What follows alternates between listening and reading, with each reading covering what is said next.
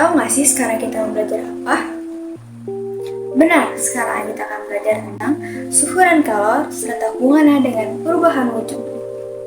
Sebelum kita mulai belajar, alangkah baiknya kita membaca basmalah terlebih dahulu.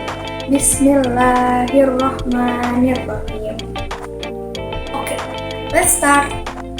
Oke, teman-teman, siapa yang tahu apa itu suhu dan kalor? Pasti kalian sudah sering mendengar tentang suhu kan? Bagaimana dengan kalor? Terasa asing, bukan? Pertama, sebelum kita mencari tahu apa itu kalor, kita mulai dari mencari tahu apa itu suhu ya, teman-teman. Seperti yang kalian ketahui, suhu adalah ukuran derajat atau tingkat panas suatu benda. Suhu memiliki banyak fungsi loh, salah satunya adalah untuk mengukur panas dinginnya sebuah benda. Ketika kita sedang demam, untuk mengukur suhu kita biasa menggunakan apa? Benar, pakai termometer. Tetapi termometer seperti ini sudah jarang sekali digunakan loh. Karena perkembangan teknologi, sudah ada yang namanya termometer digital. Di termometer inilah kita bisa mengukur suhu badan kita. Setelah kita mengetahui apa itu suhu, kita akan mengetahui seperti apa sih kalor itu. Kalor adalah sebuah tenaga panas yang dapat diteruskan ataupun diterima dari satu benda ke benda yang lain. Sama seperti suhu, kalor juga memiliki banyak fungsi. Salah satunya adalah untuk menaikkan atau menurunkan suhu suatu benda. Berbeda dengan suhu, jika menghitung suhu menggunakan termometer, maka untuk menghitung kalor kita menggunakan kalorimeter.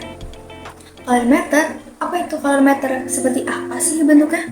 Kalian pasti bertanya-tanya kan? Nah, ini dia bentuk kalorimeter. Untuk menghitung suatu suhu, kita bisa menggunakan rumus juga loh. Namanya rumus konversi skala termometer. Sebelum kita membahas rumusnya, ada yang perlu kita ketahui nih teman-teman. Ada 4 skala termometer yang umum digunakan. Pertama ada Celsius, kedua Reaumur, ketiga Fahrenheit, dan keempat Kelvin. Dari 4 skala termometer ini mempunyai batas atas dan batas bawah. Apa itu batas atas dan batas bawah? Batas bawah termometer ditentukan berdasarkan suhu es ketika mencair. Sedangkan batas atas termometer ditentukan ketika suhu air ketika mendidih.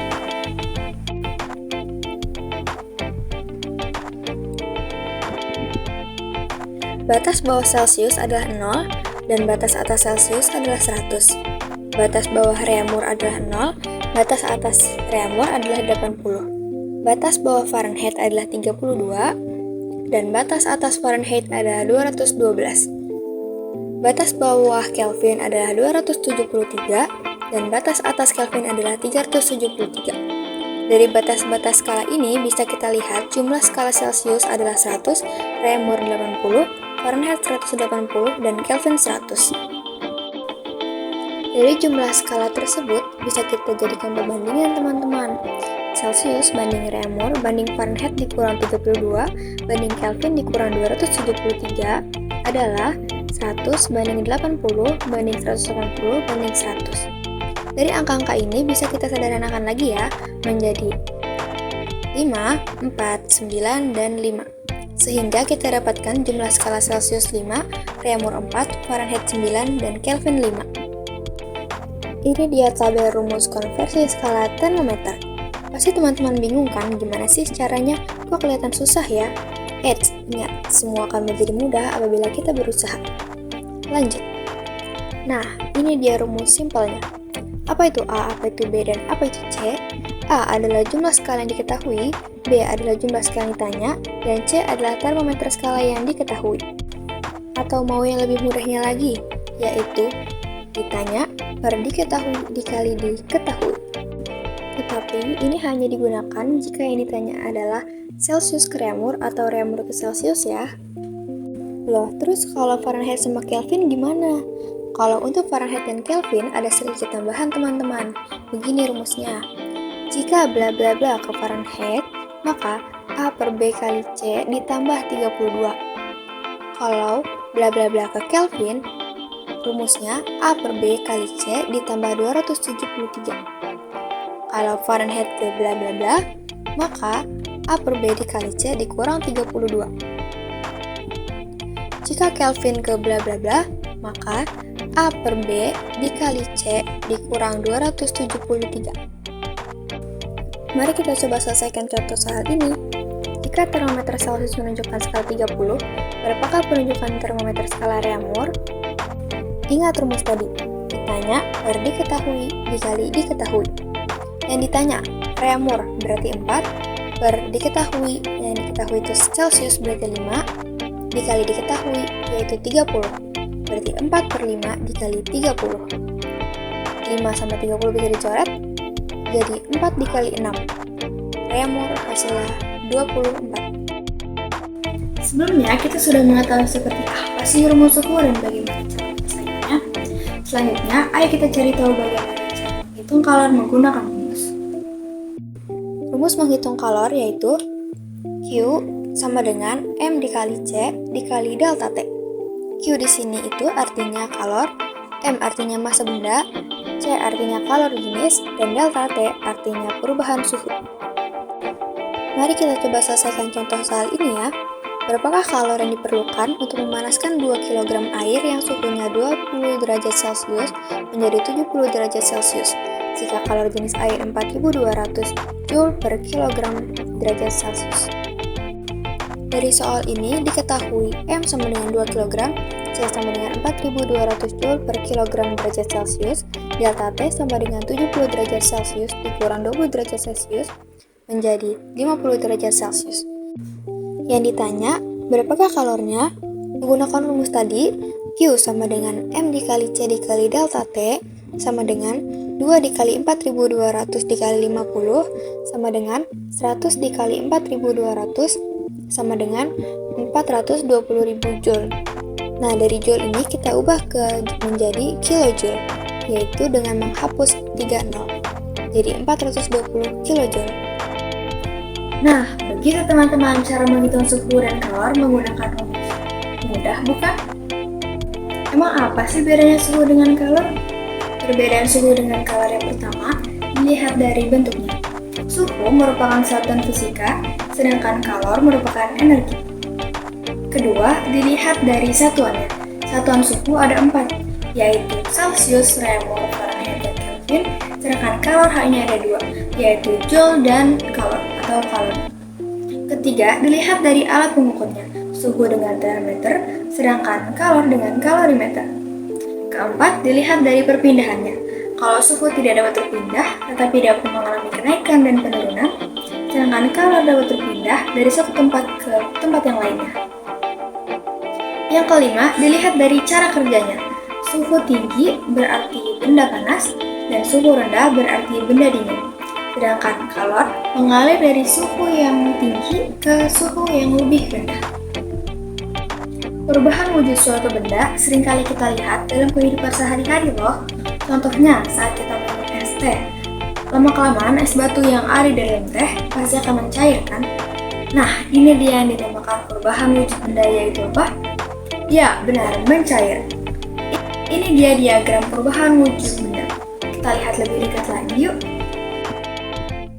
Di dalam diagram ini terdapat 6 jenis perubahan wujud suatu benda. Ada 2 panah yang berbeda warnanya. Warna biru berarti melepas kalor, sedangkan warna merah berarti menerima atau membutuhkan kalor. Perubahan wujud yang pertama yaitu dari gas ke cair yang disebut dengan mengembun. Contoh mengembun saat di pagi hari jika kalian melihat daun, maka ada titik-titik air, nah itulah yang disebut mengembun.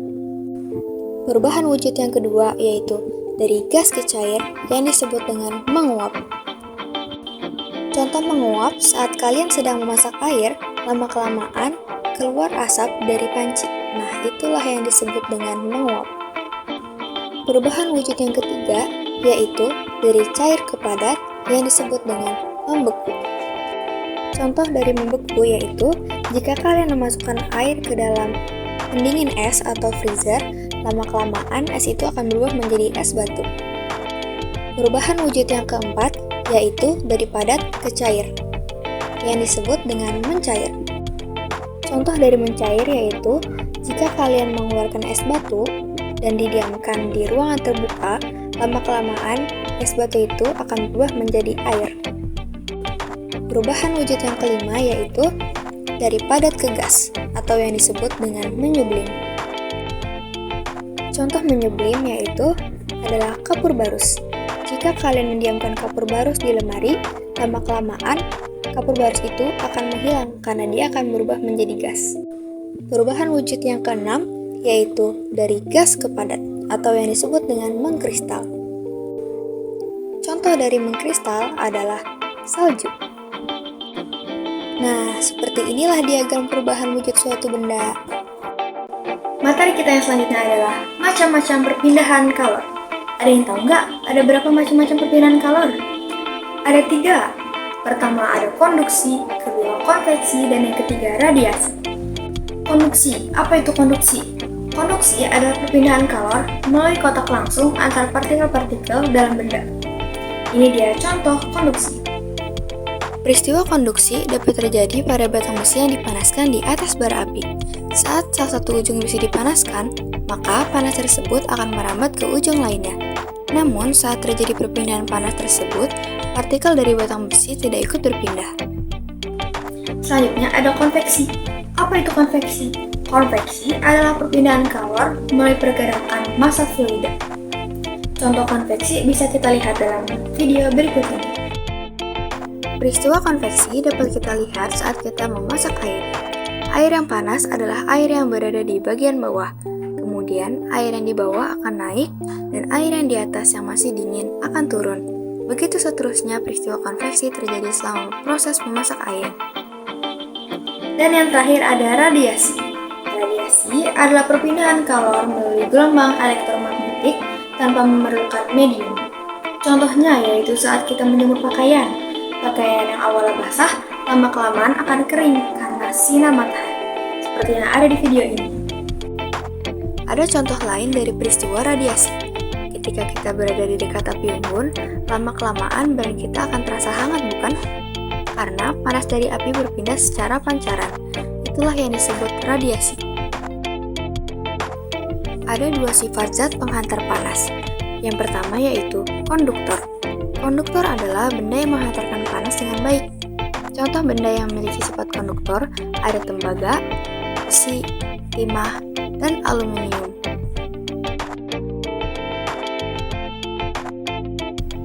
Yang kedua yaitu isolator. Isolator adalah benda yang menghantarkan panas dengan buruk. Contoh benda yang memiliki sifat isolator ada plastik, kayu, kain, dan karet.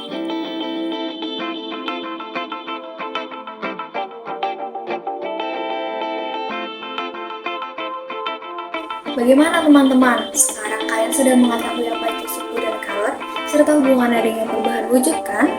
Perubahan suhu dan kalor sering terjadi di sekitar kita tanpa kita sadari. Semoga teman-teman dapat memahami dengan mudah materi pembelajaran ini ya. Wassalamualaikum warahmatullahi wabarakatuh. Dadah!